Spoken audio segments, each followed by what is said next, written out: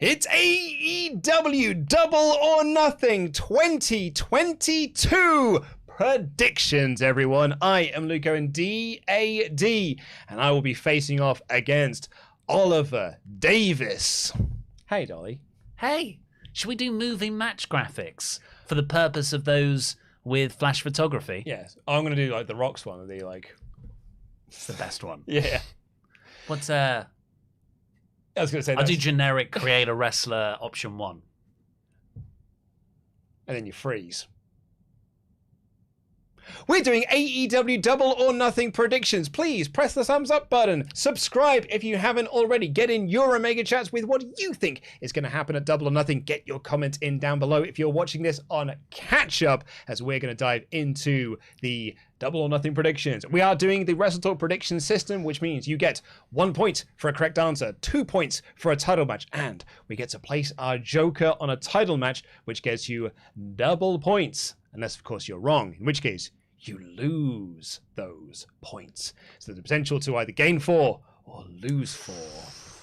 But there's only one real prize in this, and that is the AEW World Championship. Your favorite boy is Hangman Page. Sure is. My favorite man is CM Punk. Right, okay. I mean, so first off the bat, are you excited for Double or Nothing? Very much so. I'm not excited about the sort of endurance aspect of it. Gonna be a long show. It's going to be a long show. They always are. But it will also be a great night of wrestling. Weirdly, I look at the card and I'm really excited for MJF Wardlow. Really excited for Punk and Page. But the rest of the card I look at, I'm just like, cool. It's not that like super bumper Revolution Full Gear card. It's not got the excitement of possible debuts or recent debuts that last year's All Out had. So this Double or Nothing card for me really is a 2-match show, but there's 11 matches on it. And all those other matches as well, they're not like rubbish, boring matches. It's Adam Cole, Samoa Joe. It's that triple threat tag team match. It's going to be Rosa Deep, which I think is going to be an amazing match. There's like the Hardys versus the Bucks.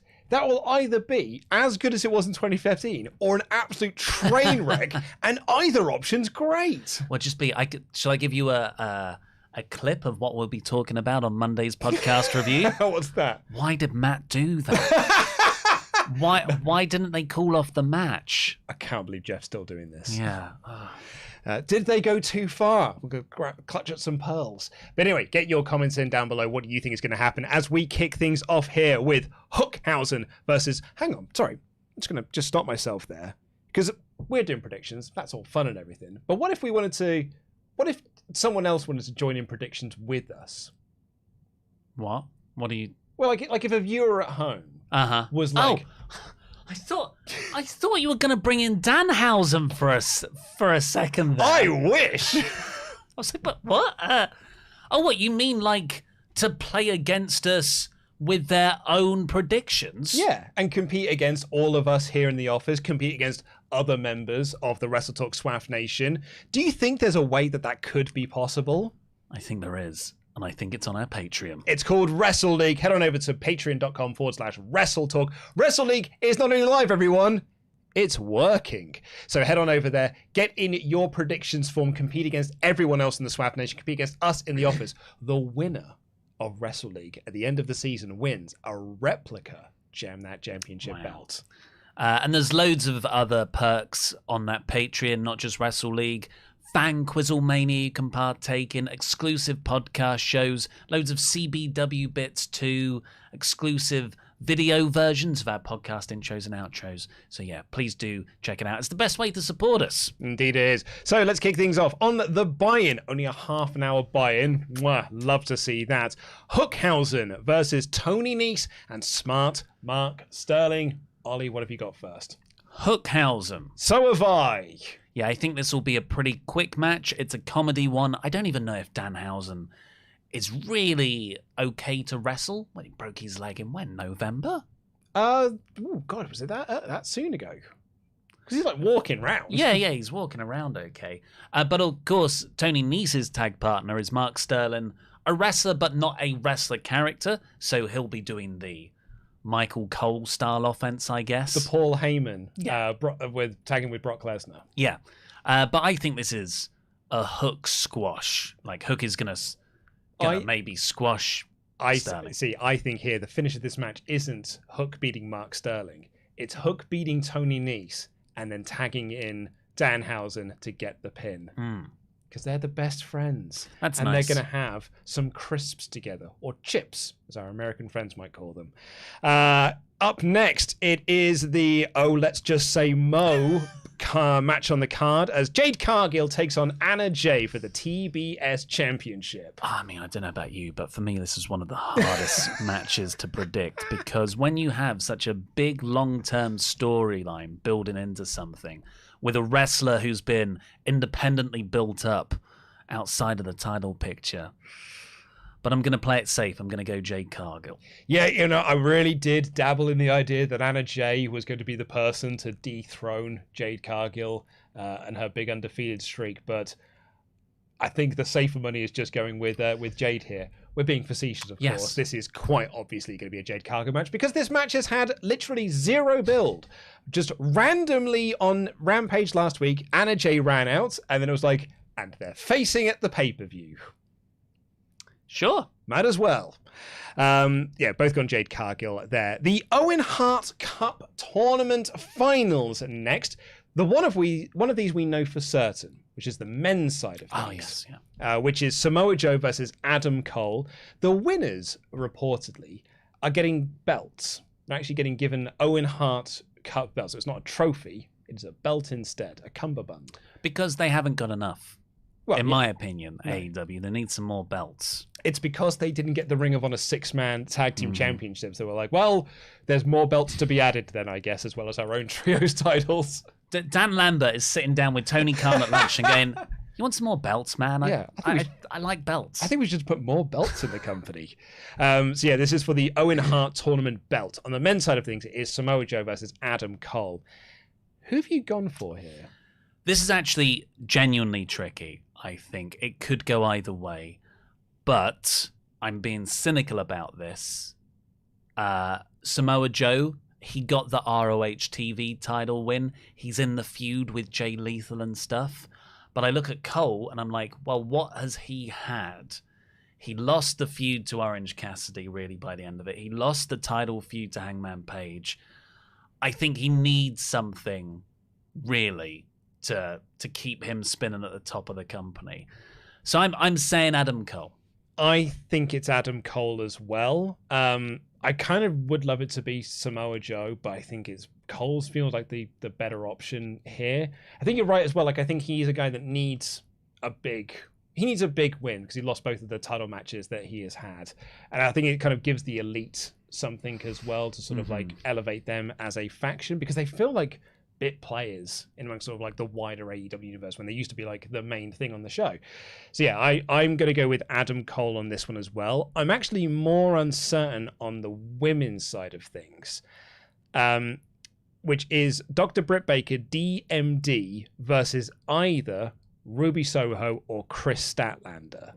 So that's being taped on Rampage this Friday. Rampage is a live show this week, so we do not know the winner of that. First off, who's your prediction to advance? I think this is more clear. I think it's Brett. Oh, to advance. Statlander?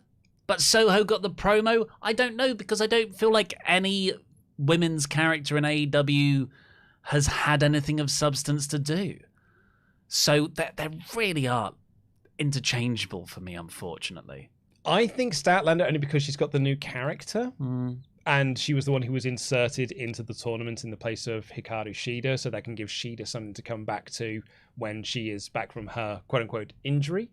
So I think it is Statlander advancing here, which I think sucks for Ruby Soho, because you want to talk about someone who has just been taken completely off the boil since she debuted. I don't think she's been on a pay-per-view since coming in at All Out. It's a real disappointment. She had the Grand Slam thing, but that was literally the day before my daughter was born. My daughter is now nearly 9 months old. She's 24. we were all like, God damn, another one again, AEW. That entrance theme is going to make her a star regardless. Just don't F it up. And they done effed it up. Yeah, so if I'm coming down to this, I think it's Britt Baker versus Statlander. I think it's Statlander. Oh, okay. So, I mean, regardless of... this is what so your pick, not Britt. My pick is not Britt on this. Are you going with Britt? I'm going with Britt. How dare you? Your kind of namesake, DAD. Look, I love Britt, and I think she's great. However, I do think they are telling the story of Britt Baker and Jamie Hayter, and they're not telling a story. Hey, they are. It's just taking a long old time to do this, because there was a moment during the entrance on Dynamite when Britt Baker was coming down where she does the big fist bump and celebration with Reba, and then Jamie Hayter was like, "Oh, you forgot to do it for me." Mm-hmm. It's like, oh, sorry, yeah, cool, yeah, fist bump onto that. And they've been sort of like teasing some dissension between the two of them, to like, hey, you might be on the opposite sides of the brackets, you might actually face each other in the semi-finals of this. And I think that we're going to have Jamie Hayter attempt to interfere, and it's going to backfire, and that is going to allow Statlander or Soho to get the win. And because I think the Cole one's going to come earlier in the night to set up the fact that you think it's going to be the power couple winning. And then we can spin that up into a feud between Baker and Hayter. Yeah, sure. It's the problem with AEW's women's division. I don't. Whereas I'm excited about a lot of stories and characters in the men's, I'm not excited about anything here. So it's like, well, what direction would they take? Don't really mind that. Don't care about that. The most interesting thing I can see is, unfortunately, how it interacts with a male character, which is Britt and Cole both winning these things. That's a cool act. So I'm just going to stick with Britt. But, unfortunately, I don't actually care. Well, that's our first disagreement on this show. So that's a first potential point swing there. If you also disagree with us, you can head on over to patreon.com/WrestleTalk and join Wrestle League. And you can get in your predictions there. And you're one of us. You'll be right with one of us. Are the Owen Hart Cup matches double points? Oh, I mean, they are for belts. I think they should be. Okay. I think they should be double pointers. Yeah, cool. So, next up, speaking of belts, we have Thunder Rosa versus Serena Deeb for the AEW Women's World Championship. A feud that has been a big old fart of booking, and I think that Rosa's winning. Yeah. AEW seems to have been, no, but Britt isn't the champion anymore. What do we do? What do we do now? Cut a promo, Rosa. So, cool. Any direction? Women's wrestling? Have you got a hat? She did have a hat on. Wear a hat this week. Yes. Be careful, Nyla Rosa's got a pie. I'll tell you again, a glimpse of Monday's review podcast. My God, what a match! These two nearly stole the show, but I can't wait for this to be the moment that turns all of AEW's women's booking around. I'm going to disagree with you there, because here's how I think the conversation is going to go on Monday.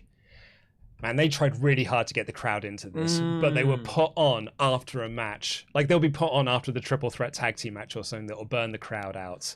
And then they will desperately try to get the crowd into it. And the crowd will try their hardest to get into it. And they will applaud, and Rose will get the win, and it will just feel like another misstep. I think there is logic in booking the match after something very fast-paced and exciting, because Deeb is the kind of wrestler who, slowly draws you in through the technical work. So it might be a quiet first 5 minutes, but by the 10th minute, everyone's actually on their feet. But yeah, we'll see. It's just so hard to get excited about anything lady in AEW. I love Thunder Rosa, and I love Serena Deeb. Yeah. Like, you go back to when we had that the first Serena Deeb Hikaru Shida match, we were like, gosh darn, like, that was incredible. That was amazing. And then 8 months later, they paid off that feud with the 5th match, and it was like the 5th time they'd been on TV since. And then just completely taken off the boil, and then just there's that match now happening at the pay-per-view, and here you can have some promos to camera, and away we go. You can say the exact same thing about Rosa and Britt Baker. Absolutely, you can, but it resulted in a really good cage match. Up next for the AEW Tag Team Champions, it is Jungle Boy and Luchasaurus versus Swerve and... You all right? Yeah, keep on. Okay, sorry. It is Jungle Boy and Luchasaurus versus Swerve and Glory versus Team Taz. Triple threat tag team match. Oliver Davis, what's your prediction? Joker card! You don't get to pick now. Oh. That's at the end. And we're going to do a coin flip out to determine who gets to pick their Joker first.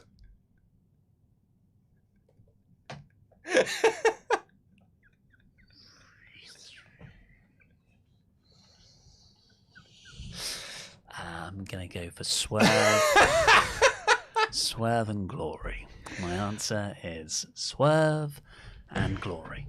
I am so torn on this one now. I'm as you can see, quite confident. I was so convinced it was Swerve and Glory going into this. I nearly bought the t-shirt, and I would have done if it wasn't a black t-shirt. I'm trying not to buy anymore. I've got enough black t-shirts in my closet that I've had since I was 14 years old. I don't need to be buying more black t-shirts. I need more white t-shirts. And unfortunately, that t-shirt is only available in black, so I haven't bought it. It's the exact same style advice Bryan Danielson gives. Exactly. So I was so confident that it was Swerve and Glory. So confident. And then Swerve won this week. And that has put some doubt in my mind, because I don't think it's Jungle Boy and Luchasaurus, because the story there is that Jungle Boy is losing, and that is what's going to cause Christian to do the snap, and Christian will then turn on Jungle Boy, and we can spin off into the Jungle Boy-Christian cage feud. But I also don't think it's Team Taz, because it's Team Taz, and they're probably not going to win the belts unless they just hand them over to FTR, and then we get FTR versus the Hardys. So your main...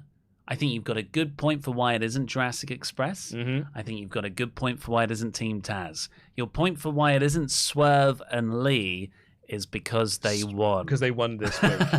But it's the logic. It's the that's WWE logic dictating to me that they're not winning this Sunday. That's like a... Well, didn't we prove that was false? It's not actually... I know you're absolutely right, but there's always going to be that little part of my brain that's just like, but they got the win before the pay-per-view, so probably not winning this Sunday, are they? I mean, really, by the rules of Wrestle League and by the rules of the WrestleTalk prediction system, I had to go with what I've written down, and I've written Swerve and Glory. So that is who I'm going with, but I'm not 100% confident on it. I'm going with my heart. I'm going with my heart on this one rather than my brain, because I want to see my new favorite tag team in AEW. Yep. I think they're my favorite tag team above FTR. Oh wow, they're two great singles guys who are a great tag team act, but FTR are my number ones. Well, I think FTR have become a great tag team act that has become a really great singles guy. Yeah, that's interesting. Yeah. Up next, it is Anarchy in the Arena. A fancy way of saying Stadium Stampede. The Jericho Appreciation Society versus Blackpool Combat Club, Eddie Kingston, and LAX. I'm not that into, I'm not excited about watching the action in this match, which is a shame because the concept of it just before 2 weeks ago, I was very much into. But the idea of them all brawling around... I don't know. Doesn't feel it feels a bit messy. I don't know. But I have gone with JAS. Reasons for? I don't really know beyond... I think JS, they're a functioning unit. Blackpool Combat Club and LAX and Kingston. I feel like Kingston and Danielson could combust. And that's a nice way to have them lose and nobody actually looks worse coming out of it. So that's how I could see it going. I also think as well, because Jericho lost at Revolution, just waiting to him get it. Because I think if he's pinning anyone, pinning Eddie Kingston. Oh, yeah. Which I think is a really interesting thing. Having said that, I have written down Blackpool Combat Club, Kingston, and LAX to get the win here. Possibly with Santana pinning Jericho. That's nice. I think Danielson accidentally taking out Kingston. Oh, no, what did I do? And then Danielson gets thrown out. Jericho... Yeah, and then pins Kingston's nice. I think it's very possible, but I am going with the hard lads. I'd imagine Regal will be on commentary, and will be delightful. Surely he'll have a spot. Well, Regal said, like, when they were brawling, that they had the big 10-man brawl on Dynamite. He just went, I'm not getting involved in this. Now. Well, Jericho as well. Fireball. Hadouken. Jericho is one of those guys that as soon as he sees something getting over on Twitter, he's like, cool, I need to do that every single show. It's why he didn't need to do it on this week's show. Up next, it's a 6-man tag that was supposed to happen at Revolution. Was it Revolution or was it Full Gear? Whenever no, it was Revolution. Yeah, because Phoenix was injured. Yeah, and Eric Redbeard stepped in to be the new Rey Fenix. It was like he was always there. It's House of Black versus Death Triangle. Who have you got here? I've got House of Black purely because I think they have more upside going forward. I still see Death Triangle as a singles guy with two tag guys, two brother tag team guys. Death Triangle don't feel like a coherent unit to me. Never have. But the name. Whereas House of Black, oh my god, like everything about them works coherently. House of Black. Hopefully they can do something else because this feels like it's been stuck on a treadmill. And it's because they've been waiting for Rey Fenix to come back, basically. And then they put one of them in the Owen Hart tournament. I have actually gone for Death Triangle here. Reunited, and it feels so good. They're back together. Yeah. I'm pretty sure, and the comments might be able to correct me here, House of Black won the last match. Yeah. So I feel like Death Triangle get the win here. 50-50 booking. But, crucially, both teams move on. And, perhaps even more importantly, Penta drops the spooky stuff and just goes back to being Pentagon Jr. And I don't have to have Sith Lord Alex Abrahantes walking around being like, I'm a spooky vampire. But he's having such a nice time. He is having fun. I like his big dorky smile that he's kind of like, look at my robe. But I'm ready to them just be the Lucha Bros again. Hey, that's another difference we have there. Do you think you have different views at home? Head over to patreon.com/WrestleTalk and get them known over on Wrestle League. We actually are very close now to breaking the all-time record for Patreon backers. This is a big thing for us here at WrestleTalk. We've had a Patreon now for four or 5 years. 4 years. You and I have been doing WrestleTalk Extra. We've done over 50 episodes of WrestleTalk Extra. That's 50. You think like each one of those episodes about 3 hours long. That's a hell of a lot of content. 150 hours worth of content, along with all the other content that's been put up onto there. But we've never gone past a certain point. I'm going to do a little refresh now and see if we have beaten the all-time Patreon records. Wait for it to load. I'll let you know at the end of the show. Oh, I couldn't see it. Well, up next, a match that feels like it doesn't really belong on this card, but it's here anyway. It's the Hardy Boys versus the Young Bucks. Yeah, so I think you pointed out first, this feels like a 8-man where it's the Bucks and Red Dragon versus Darby, Sting, and the Hardys. Yeah. And then maybe it's because Sting got injured, but they are not going with that, and it's going to be the Hardys and Bucks, which is a much, much, much bigger match that has All Out written all over it with a 4-week build and everything. Yeah. But actually, it's come out of a larger feud, which feels like a bit of a waste. But maybe their hands were forced. I don't know why. They've got 11 matches on the card. They could just not have done it. But yes, I've gone with the Bucks. I've gone with the Hardys. I've got the Hardy Boys to get the win here. And I don't really know why.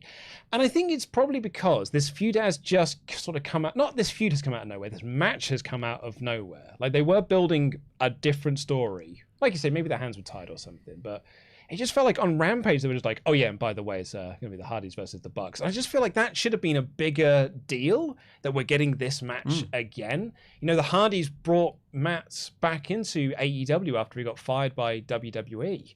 And then Jeff has come across as well. The ladder war that those two had, the last indie appearance of the Hardys before they went back to WWE, is like, it's it's still talked about with such high regard to this day.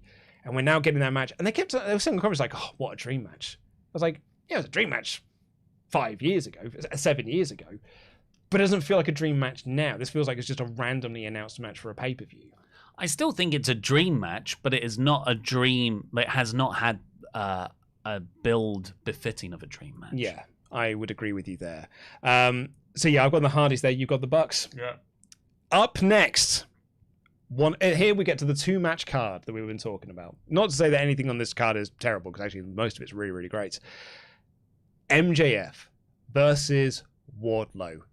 If Wardlow loses, he cannot sign an AEW contract. Who have you got? MJF. Tell me why. I don't know how they get out of this. But that's for them to figure out. But MJF's story, if MJF storylines have taught me anything, it's whoever writes them, if it's him, if it's Tony, if he's, talking to every old 80s guy that he respects, he really knows how to swerve you. And the worst case scenario in terms of kayfabe can happen. And the worst, what is more dramatically interesting? Wardlow wins, yay. Where does Wardlow go after that? MJF gets a second pay-per-view loss. Whereas Wardlow losing, creatively, that is a far more sort of exciting direction. It's a direction so exciting that I have no idea what they do with. That's how, oh my God, what just happened? Which is why I think it could happen, because these people are so creatively bold and daring. So yeah, I've gone MJF. I've got Wardlow. Mm. And I think maybe what I've gone for is a basic bitch pick, because it is just, well, of course it's Wardlow, because how else is he going to get around it? I know there will be people, we've had some people in the Ultrachats before say he signs for Ring of Honor. But that for me feels like such a major step down for this Wardlow story, that he just signs a Ring of Honor contract. And that's nothing against Ring of Honor. That's just actually how AEW has presented Ring of Honor, really, since they bought them. So I think it's Wardlow. I think we get the payoff, which is the Powerbomb Symphony and the win. There'll be lots of shenanigans with Shawn Spears. There'll be lots of shenanigans with the Diamond Ring. But I think this is the War Dog's time to win. And, yeah, get that AEW contract. Where he goes from there is a different matter. But I think this could be it. 100% correct. Which is why I just think the zag comes. Yeah. I don't know. The more you talk about it, the more I think you're right. Oh, it's interesting. Cannot wait. And lastly, for the AEW World Championship, I haven't been this excited for a World Championship match. I think Hangman Omega, for obvious reasons. But I think, when I more think about it, Moxley Kingston.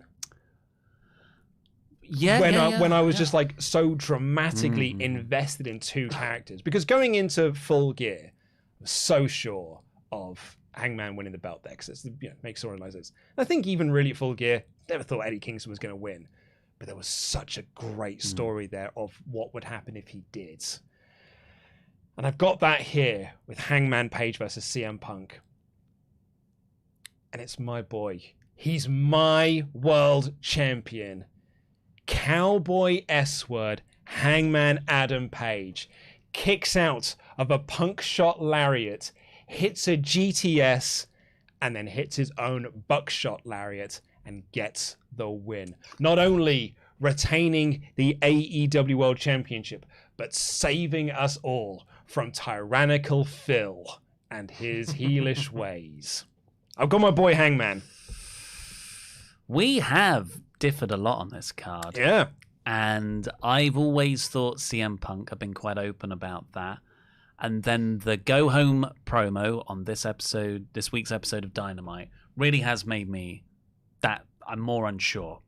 but I'm going to stick with my guns. My guy, CM Punk. Can we get a poll? Let's get a poll going. Let's get a poll for the last few. Like, we've only got a lot of time left on this. We're going to go through your Ultrachats, but can we get a poll? I'm so curious to see what the chat thinks. Punk, Page. Who wins this Sunday? What's so exciting is it's not just the match. It's not just what's come before. It's what happens afterwards.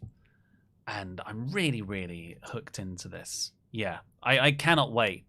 It's going to be, I think it's going to be great wherever they go. And if CM Punk wins, goddamn yes.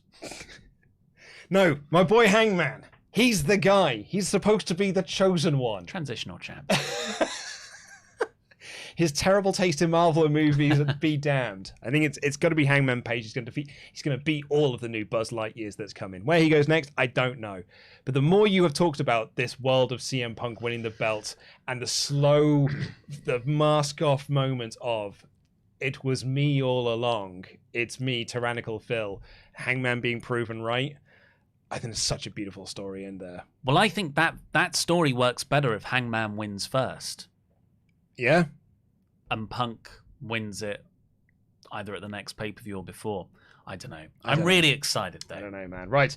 Well, that is all of our predictions. Make sure you've got yours into Wrestle League because it is now time to play a Joker card. But who of us is going to go first? I have got a Flipper coin app on my phone because we don't have any coins because it's a cashless society. So flip a card. Heads or tails? Heads. Okay, it's going round. It's tails, so I get to pick first. I'm just going to pick my one. I kind of know what it is. I mean, I've got an inkling I know what yours is. However, I take out my card, and I'm going to play my Joker card on Hangman Page, retaining the AEW World Championship. I'm going to get myself, not only am I going to win this prediction system, I am going to win it with my boy, Hangman Adam Page. 4 sweet points coming your way. Coming my way, rather. Shock, Swerve and Glory. Keith Lee's my boy. My biggest boy. So if we get those predictions right, we will get 4 points on those. However, if we are wrong, you will lose 4 points. It's very exciting when we come to it. Looking at the poll currently, it is currently 59% CM Punk. To win. 41% Hangman Adam Page to win here. We've still got time to vote, everyone. Get your votes in. Click the poll that's just appeared up onto the chat. Get your voice heard while we read out some of your Ultra Chats. Here we go. Juan Villa says, Papa Luke and Big Bro Ollie, how the bloody hell are you guys? Excuse me. Probably too soon to say, but after this pay-per-view cycle, who are your next #1 contender storylines until the next pay-per-view, not counting Forbidden Door? Well, I think, Juan Villa, what we're going to see there is Forbidden Door is going to probably take over the next few things because that's the next pay-per-view to build towards. So really, I think what Juan Villa is looking at is like who we thinking is going to be after Forbidden Door. So you're all-out feuds. I think it's CM Punk Hangman Page again. It's in Chicago. Yeah. Like that might be the time to do the Punk title win. 1 year after him debuting. Tag belts, I think Swerve and Glory going up against FTR, maybe? I think FTR, I feel like they're going off into... Well, I could say that's after Forbidden Door.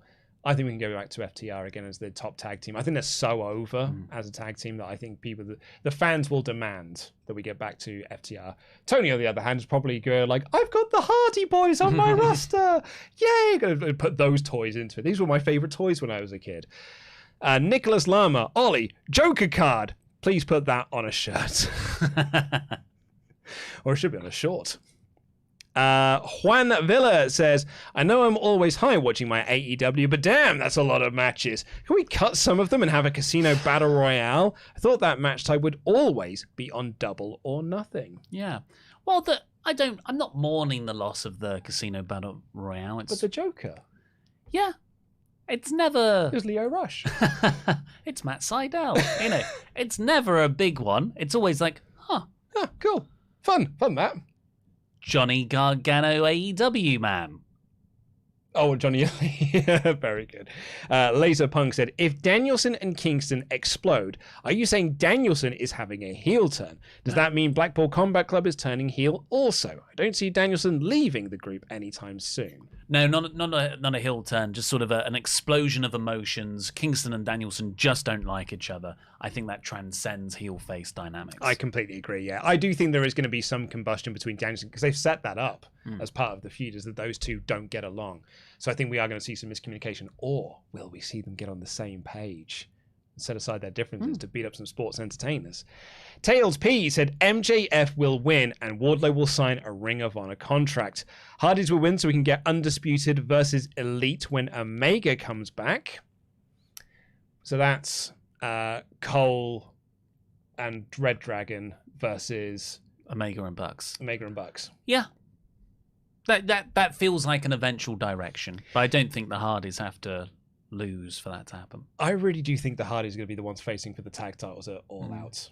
Because I think Tony loves his toys. Ladder match. Oh, with Keith Lee in it. He's only been in the company a little bit. He's been in 2 ladder matches. And Swerve Strickland. It's like me booking my GM. So that is our last Ultra Chat here. But shout out to New Memberg, Laser Punk. Delightful. Thank you so much. Although I'm going to give this a quick refresh because mine doesn't always add in new Ultra Chats. We have got some new ones in. Frank Botello said, should Tony walk out with an AEW contract and give it to Wardlow after the match on Sunday? So if Wardlow wins.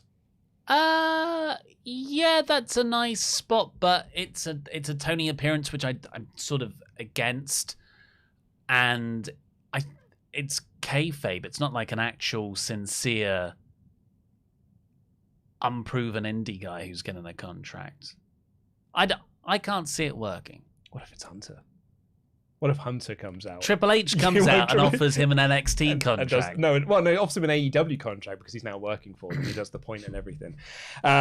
We also have Sheldon Jackson saying, if you were to have an NGPW star win an AEW championship and vice versa, which star would you have win the championships? Well, Aussie Open win the AEW Tag Team Championships. Come on, Aussie Open versus Swerve and Glory. Yeah, that would be amazing. That's a match I want to see, mate. And it's a bit of a basic choice. But Okada wins the AEW World title and Omega wins it off of him. Or Kota Ibushi. Well, how's he going to be a New Japan talent? I was going to say, maybe he'll be an AEW talent regardless. Not with that New Japan relationship, I don't think. Omar Hussein says, MJF versus Wardlow pitch. MJF wins, but you have weekly angles of Wardlow attacking MJF, but MJF can't ask for a match with him because of the stipulation, so he's angry and asks for him to be signed. Wardlow debuts with War Pigs as his theme, and he wins. So that's the story we've literally just had.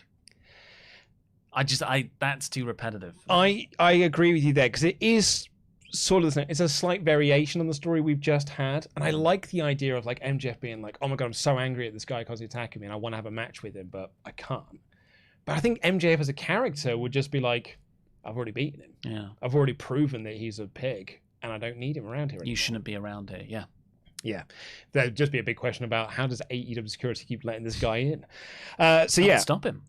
That is it, everyone. Thank you all so much for joining us. Please do head on over to patreon.com/WrestleTalk. I am just going to have a quick double check of, have we beaten the all-time record of Patreon backers? Yes, we have!